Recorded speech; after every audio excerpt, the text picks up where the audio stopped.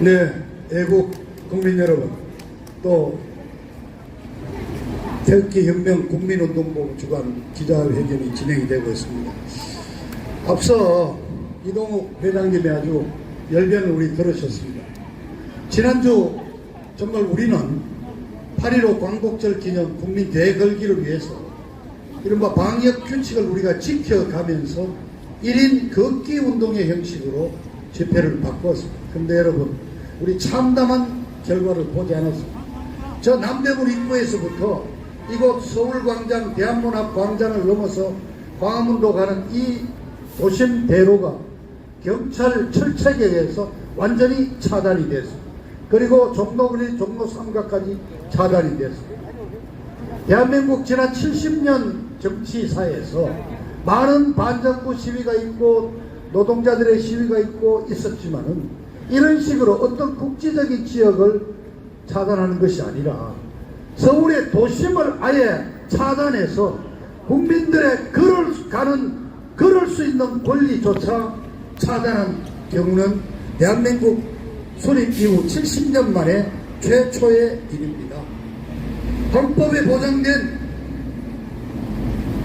언론, 표현, 집회, 결사의 자유가 완전히 말살이 되었습니다. 신앙, 종교의 자유가 차단됐습니다. 도심을 걸어갈 수 있는 보행자의 권리마저도 차단이 됐습니다. 이것은 단순히 민주주의의 말살인 것입니다. 어떻게 이런 폭거를 문재인 정권이 아주 자연스럽게 저지를 수 있을 겁니다. 자, 지금 문재인 정권은 언필칭 아직도 지지율이 40% 나오고 지금 역사상 내인덕이 없는 대통령이라고 자랑하고 있고 국회 180석 의석을 압도적 의석을 차지하고 있고 경찰, 검찰, 대법원까지 장악을 하고 있는 이 문재인 정권이 무엇이 그러면 겁이 나서 광화문 서울광장을 못 오게 차단을 한단 말입니까? 사실상 이것은 이 정권이 안고 있는 그 취약성을 바로 반증하고 있는 증거라고도 할 수 있을 것입니다. 지지율 40%가 아니라 후보 14%도 안 되는 것입니다. 이게 우리가 목격을 하지 않습니까? 헌법 가치가 무너지고 민주주의를 말살하는 이 폭거를 우리가 두고 봐야 합니까? 앞서 이동욱 회장님께서 방역수칙을 말씀하셨는데 저도 찾아봤습니다. 근거가 뭐냐? 감염병 예방법이라는 법이 있어요. 법이 있으면 그 밑에 시행령이 있죠. 시행령이 있으면 그 시행 규칙이 있고 그 시행 규정이 나오고 그 밑에 시행 세칙이 나오는데 이른바 시행 세칙에 따라서 이 거리두기가 있고 집회 금지가 이루어진다는 겁니다. 아니 헌법의 밑에 법도 아니고 저 밑에 하위인 시행 세칙을 가지고 헌법에 보장된 기본권을 지금 억제를 하고 있는 겁니다. 이게 지방자치단체장이 내리는 시행세칙이에요. 저 시골의 면장 군수도 할 수 있고 여기 바로 오세훈 시장이 이 규칙을 지금 발표를 한 겁니다. 우리 4월 7일 보궐선거 때 오세훈 시장 되면은 서울이 확 달라질 거고 광화문이 개방될 거라고 여러분 기대했지 않습니까? 자, 이게 오세훈이가 하고 있는 방역 수칙입니다. 더 이상 말씀드리지 않겠습니다. 자, 내일부터 모레부터 또 거리두기가 더 강화되죠. 자영업자들 저 국밥집 식당 밤 10시까지 하던 게 9시로 또 1시간 땡겨졌습니다. 그렇습니다. 내일까지는 이 코로나 바이러스가 밤 10시 이후에 출몰하는데 월요일부터는 밤 9시가 되면 나오기 시작하는 거예요. 이런 게 말이나 됩니까? 사실상 6시 이후 음식점에 2인 식당 식사만 하도록 하는 것을 사실은 뭐냐? 6시 이후에 통행 금지령이 좀 내려져 있는 것입니다. 자, 월요일날 아침에 저 영국 런던에서 재미있는 뉴스가 나왔죠. 자, 영국 프리미어 축구리그 2021-2022 시즌이 첫 게임이 시작됐는데 바로 우리 손흥민 선수가 그 시즌 첫 골을 결승골로 내서 1대0으로 작년도 영국 축구 챔피언 맨유시티를 이겼습니다. 그 반가운 뉴스를 우리가 새벽잠 설치면서 중계방송을 봤는데 6만 5천 명 관중이 꽉 들어차 있습니다. 마스크 단 한 명도 끼지 않고 있습니다. 영국은 이미 코로나 해방을 선언했습니다. 그저 독감의 일종이다. 우리 그날 다 목격했습니다. 그럼 왜 이자들이 하위법인 그 시행규칙을 가지고 이렇게 국민들을 옥죄느냐? 우리 입에 이 마스크라는 거로 재갈을 물리고 목줄을 매달아 가지고 끌고 다니는 애완견처럼 우리 국민을 지금 길들이고 있는 겁니다. 추석 앞두고 빠르면 이달 말 다음 달 초부터 재난지원금 준다는 미끼로 영업 단축시간 양보해라, 수용해라. 자영업자들 지금 망하고 있습니다. 700만 자영업자들 파탄이 나고 있습니다. 나오셔야 합니다. 여러분들 왜 가만히 있습니까? 그 재난지원금 100만원 200만원으로 여러분 손실이 보장이 됩니까? 자, 똑같은 맥락에서 여러분 지금 어제 이른바 언론중재법 개정안이 어제 상임위원회를 통과했습니다. 이제 본회의를 통과만 앞두고 있습니다. 이 내용이 뭐냐면은 언론이 가짜뉴스를 만들어내거나 어떤 개인의 사생활에 관해서 허위 보도를 했을 경우 거기에 아주 그냥 징벌을 가하기 위해서 손해배상 추정액의 5배까지 손해배상을 물리도록 하는 법률입니다. 언론 단체에서는 반대를 하지만 우선 박근혜 대통령을 그 허위 뉴스로 가짜 뉴스로 마녀사냥으로 탄핵시킨 그 한겨레, 경향, 한국 저 좌파는 물론이고 조선일보, 중앙일보, 동아일보 저자들의 그 행태를 본다면은 그 5배가 아니라 50배, 100배를 때리는 법을 만들어가지고 박근혜 대통령 석방되고 나서 저놈들 다 회사 문 닫도록 만들어야 되는 겁니다.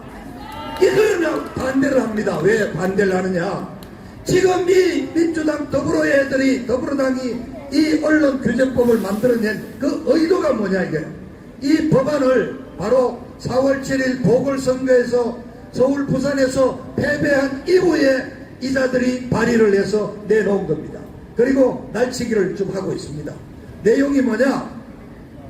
가짜뉴스를 구분해서 징벌을 한다는데 그 가짜뉴스인지 아닌지를 누가 판별을 합니까? 그 바로 정부가 하겠다는 겁니다.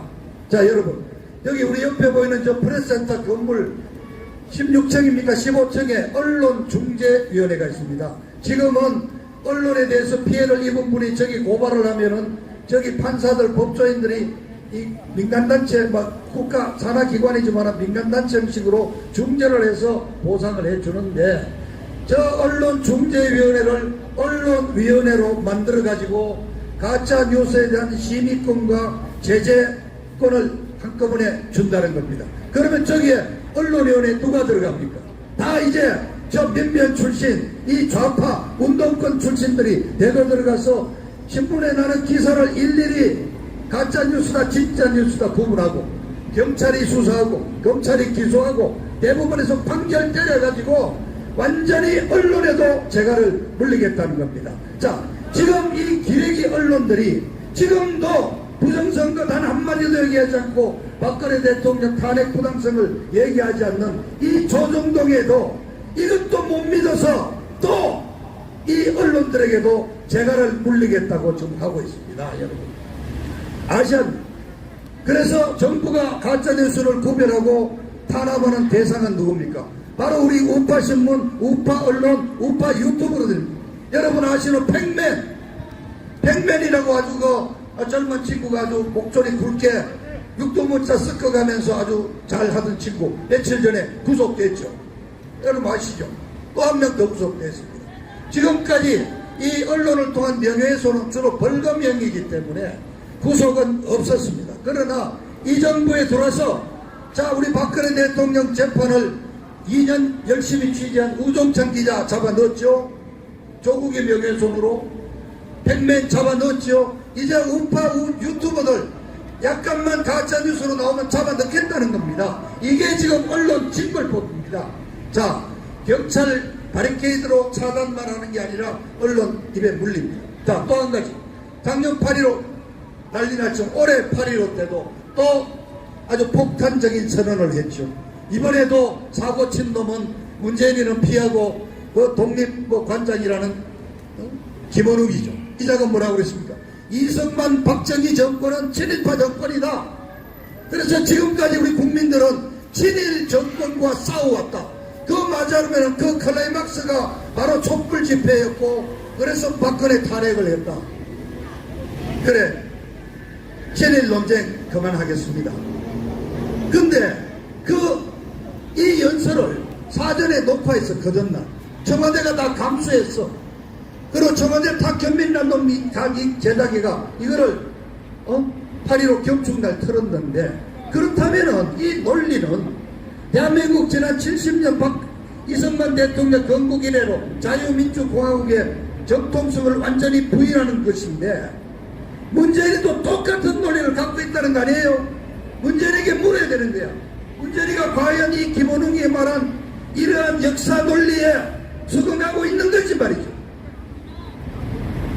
자, 그런데 이 김원웅이라는 자가 사실 방금 말씀드린 저 프레스센터에 있는 서울신문 기자다가 민정당이 만들어지니까 민정당으로 옮겨와서 대변인 했습니다. 그때 제가 민정당 출입기자로 취재한 기자입니다. 그래서 그 공도로 92년에 노태우 대통령이 비례대표 줘가지고 민정당 비례대표가 친구야. 그런 친구가 사실은 독직 사건도 있었죠. 그러고는 사면받아가지고 민주당으로 2000년에 가서 2000년, 2004년 국회의원 2번을 더 해먹었는데, 이자야말로 전두환 정권에부터 시작해서 노태우, 김영삼, 김대중, 노태우 다 거쳐가지고 노무현 거쳐가지고 문재인 정권에서도 한 자리에 먹고 있는 놈이 저 친일파 후손이, 저놈이 지금 대한민국을 친일파다 아니다 이렇게 구분하고 있는 겁니다. 똑같습니다. 홍범도라고 의병장을 모셔와서 또 언론이 대서특비라고 무슨 봉오리 전투에 영웅이 왔다고 그러는데, 이 꼭 말씀드려야 되겠습니다. 오케이, 봉오리 전투에 전쟁 영웅 홍범도 맞습니다. 그러나 그거로 끝입니다. 1920년 가을입니다. 1921년 5월달에 당시 혁명을 해서 성공한 신진 소련의 신흥국가 레닌이 만주에 있던 우리 독립군들을 전부 이른바 자유시로 집결을 시킵니다. 표면적인 이유는 후원을 해주겠다고, 군사 무기 지원을 해주겠다고. 그래서 이른바 만주에 있는 우리 독립군들의 총회가 1921년 5월달 자유시에서 열렸는데, 소련이 내건 조건이 해산하라, 독립군 이름으로 해산하고 신생 러시아 국악의 적군 군 부대의 한 단위로 편입을 해라 강요를 했습니다. 그래서 상해파 우리 독립군들부터 반발을 했는데, 바로 밤에 우리 이동휘, 홍범도 이자들이 무기를 들고 우리 독립군을 밤에 습격을 해서 560명을 그날 밤에 사살하고 1500명을 포로로 잡아가고 나머지 2000명을 끌고 갔습니다. 이제가 바로 홍범도예요. 그래서 대한민국 임시정부 산하있던 만주의 독립운동은 21년으로 끝이 났습니다. 그뿐입니까? 이 홍범도가 그 자유시 회의에 참석하지 않았던 김좌진 장군을 겁을 내가지고 암살단을 보내서 청산리 전투의 영웅 김좌진을 암살한 바로 암살 배우범이 홍범도입니다. 그리고 이제는 소련 공산당에 입당을 해서 레닌이 만주를 아주 평정해줘서 고맙다고 당시 금화로 황금으로 백루블을 받고 홍범도라는 이름이 쓰여진 권총을 선물 받는데, 이 권총으로 우리 독립군들이 항의한다고 쏴 죽이고 이런 점. 그리고 스탈린이 들어와서 이제 정리가 됐으니까 우즈베키스탄으로 카자흐스탄으로 했는데, 그 지역에서 우리 교민들의 말하자면 아주 지도급 인사로서 걱장이 아닙니다. 공산당은 계속 인민들을 모아서 학습을 하는 대강당을 만들어야 되니까, 그러니까 거기 연극도 하고 공연도 하고 강연도 하고 학습도 시키는 그 큰 강당, 어떤 인민공회당 같은 걸 만들어서 그 공회당에 총지배인격으로 호의호식하다가 돌아간 자를 지금 갑자기 모셔와서 1등 등급 훈장을 수여한다고 난리를 칩니다. 이 계열에 일관된 게 있습니다. 이게 공산계열입니다. 공산당자들만 작년 8.15 때는 김원봉이를 서운하겠다고 그랬지 않습니까? 공산당 계열자들만 지금 불러다가 서운을 하는 것 뭐냐? 이승만 박정희로 이어지는 대한민국의 역사적 정통성을 부인하는 겁니다. 따지면 결국은 북한 김일성 3대 세서방조가 주장하는 북한의 역사 논리를 추종하겠다는 것입니다.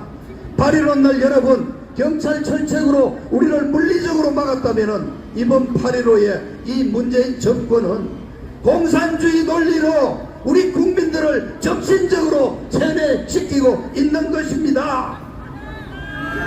여러분 이걸 아셔야 합니다.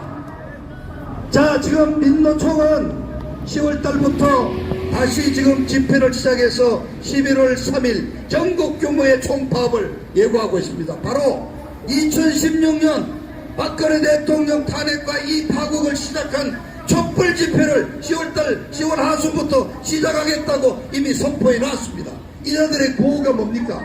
기간산업 50% 국유화를 주장합니다. 그리고 주택난 해결을 위해서 다주택자 집을 한 채만 남기고 전부 몰수해서 주택 50%를 국가 소유로 전환하자는 주장을 하고 있습니다. 사회주의로 가고 있습니다.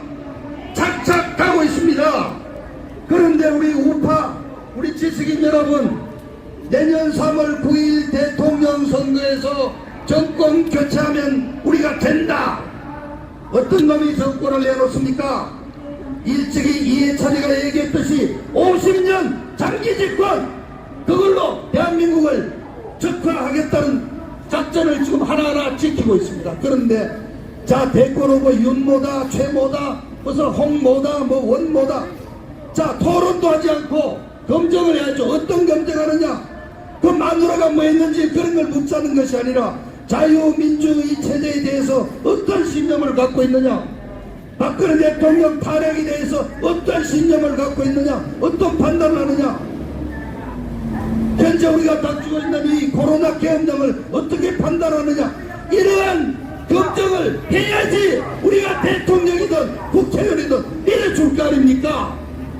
그저 대세에 쫓아서 나는 윤바다, 죄바다, 원바다, 홍바다, 정신 차리십시오. 여러분, 사회주의로 가겠다고 착착 진행을 하고 있습니다. 얘들에는 내년 3월 9일 선거는 요식행위에 불과합니다. 국민 여러분, 간절한 이 외침을 들어주십시오. 일어나십시오. 10월 3일 또 대궐기가 있을 겁니다. 나오십시오. 우리의 분노를 터뜨려 문재인 정권 용서할 수 없다는 이 우리의 의지를 터뜨려 자유민주주의 체제를 지키겠다는 의지를 천명해야 하는 것입니다. 감사합니다.